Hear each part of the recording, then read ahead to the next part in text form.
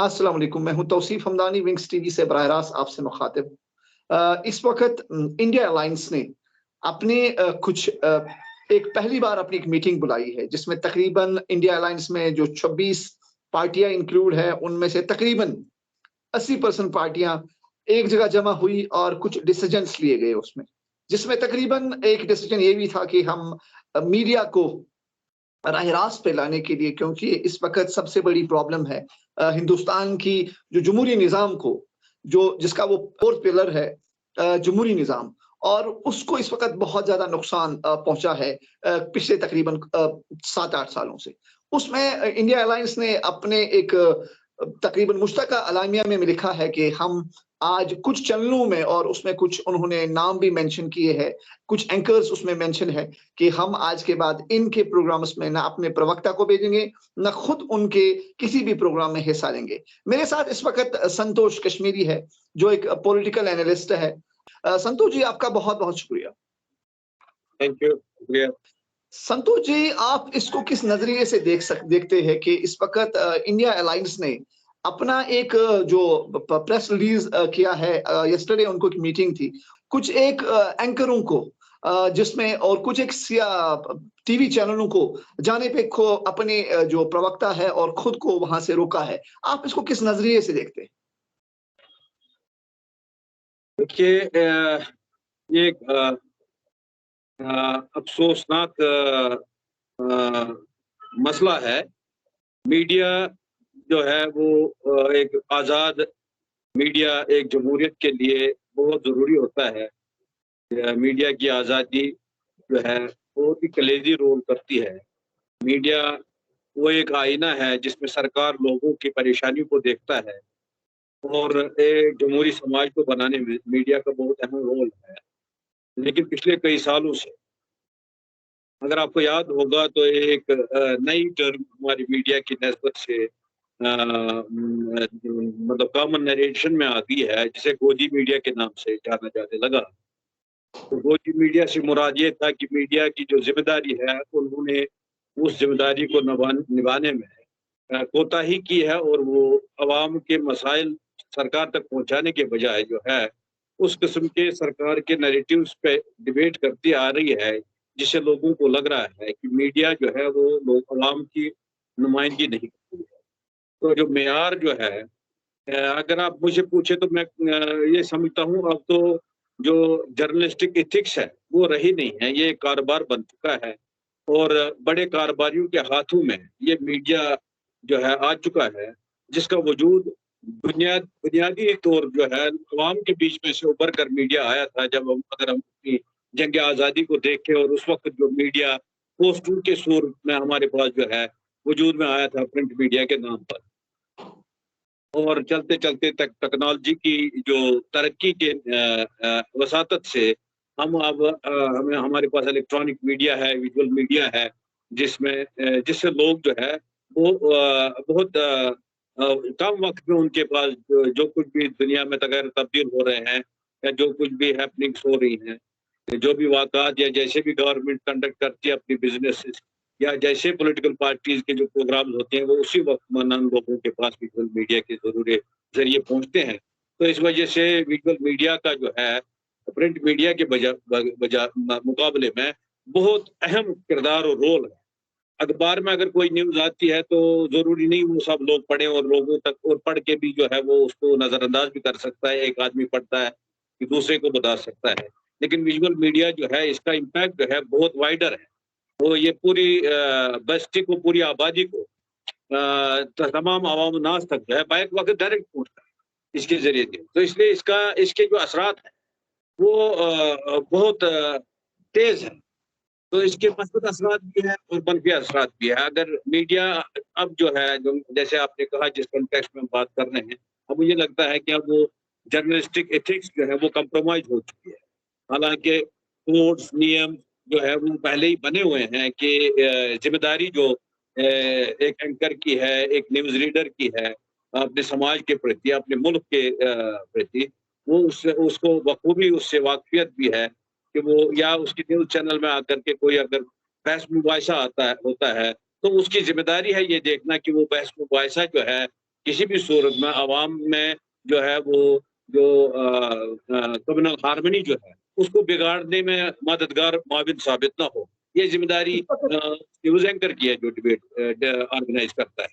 इस वक्त अगर मैं माफी चाहता हूं रोकने के लिए, इस वक्त जो प्राइम टाइम होते हैं, जो हर रोज शाम को तकरीबन 7 से 9 के बीच में जितने भी प्रोग्राम्स होते हैं आज की डेट में, उसमें उस अलायंस ने, इंडिया अलायंस ने खास तौर पर एक इल्जाम आयद किया उन पे।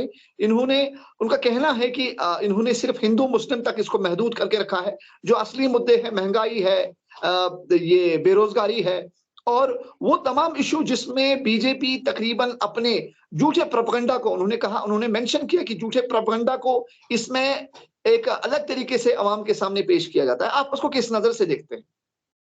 देखिए, मैं ये कह रहा हूँ कि हिंदुस्तान की जमहूरियत के लिए एक बहुत ही तशवीशनाक मसला है जो मीडिया का जो रोल है जमहूरियत के दिफा में काम करने का, वो कंप्रोमाइज हो चुका है।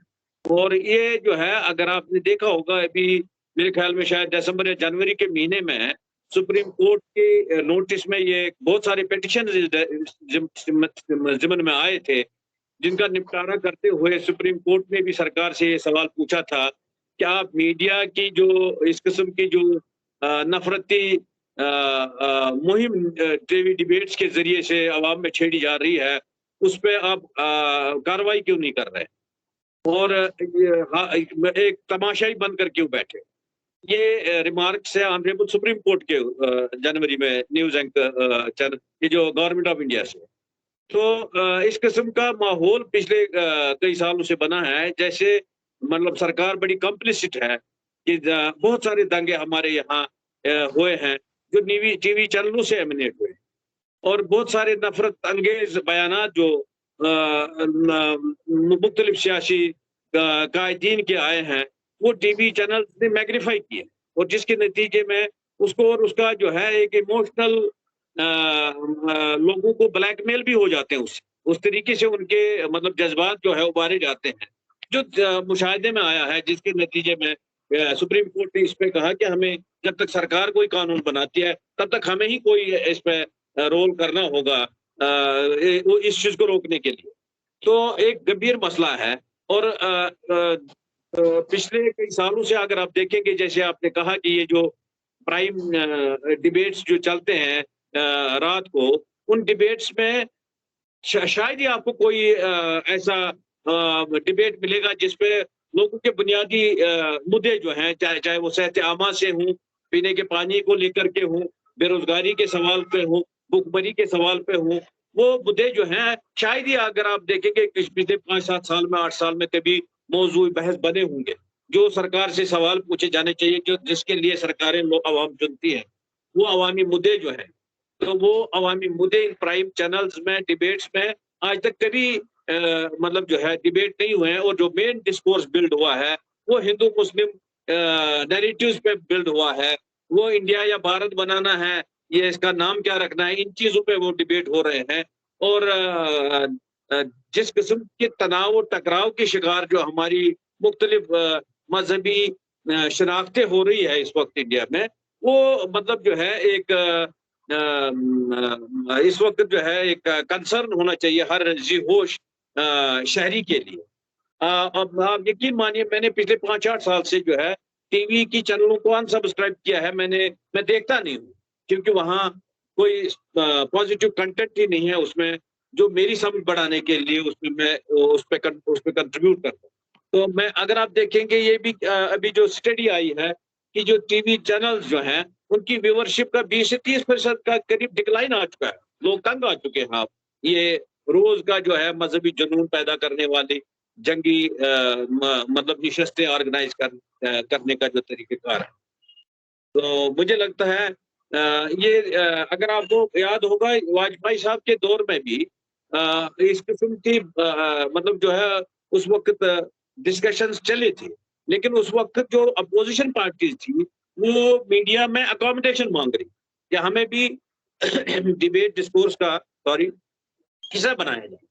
लेकिन आज सिचुएशन यहाँ पर पहुंची है कि कहीं अब हमारे इस डिबेट में बैठने से हम भी कहीं मुर्तकिब तो नहीं होते हैं समाज में नफरत फैलाने के लिए। तो इसलिए मुझे लगता है जो ये वो कि जमहूरियत के लिए सही फैसला नहीं है। ये जो नॉन कोऑपरेशन का कांग्रेस और इंडिया अलायंस ने जो फैसला लिया है 1 महीने के लिए उन्होंने, तो ये एक मुझे लगता है इसी कड़ी में एक जो सुप्रीम कोर्ट से जनवरी में जो पिटीशन डिस्पोज ऑफ हुई, जिसपे सरकार को कानून बनाने के लिए कहा गया कि भाई आप जो है हेट स्पीच को डिफाइन करें जल्दी से जल्दी, क्योंकि समाज में बहुत टकराव बढ़ रहा है।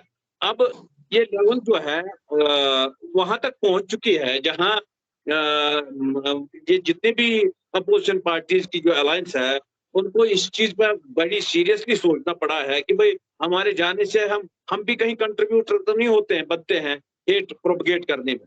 तो इसलिए मुझे लगता है लिया गया है। इंडिया अलायंस क्या इसमें कामयाब हो पाएगी? जो उन्होंने ये प्रपोजल रखा है कि हम अब इन चैनलों और इन एंकरों का बायकॉट करेंगे, क्या इस प्रपोजल से कोई फर्क पड़ेगी? नहीं, ऐसा है कि जो उनका कहना है वो ये नॉन कोऑपरेशन का है। उन्होंने 1 महीने के लिए कहा कि हम इनको मौका दे रहे हैं कि भाई वो आप सुधर जाओ। ये जो एंकर्स जो हैं इनका बड़ा रोल है और जिम्मेदारी भी है, और सुप्रीम कोर्ट ने भी ये बात जो कही है कि जो टीवी एंकर हैं वो कि जब सबको बुलाते हैं जो डिफरेंट पॉइंट ऑफ व्यू रखने वाले लोगों को अपने प्राइम टाइम डिबेट्स में, वो अपोजिंग व्यू पॉइंट वाले बंदे को बोलने नहीं देते। ये सुप्रीम कोर्ट की उसमें टिप्पणी आई है डिबेट में कि वो एंकर ही अगर 90% स्लॉट अपने डिबेट का ले लेता है और जिसको आपने पार्टिसिपेट करने के लिए बुलाया है उसको आप बोलने का मौका नहीं देते हैं, तो वो जो पर्पस है वो डिफीट ही हो जाता है ना डिबेट का। तो इसलिए मुझे लगता है कि मतलब जो है इनके अदरवाइज भी पार्टिसिपेट करके एक क्वालिटी डिबेट कभी होता नहीं इन चैनलों।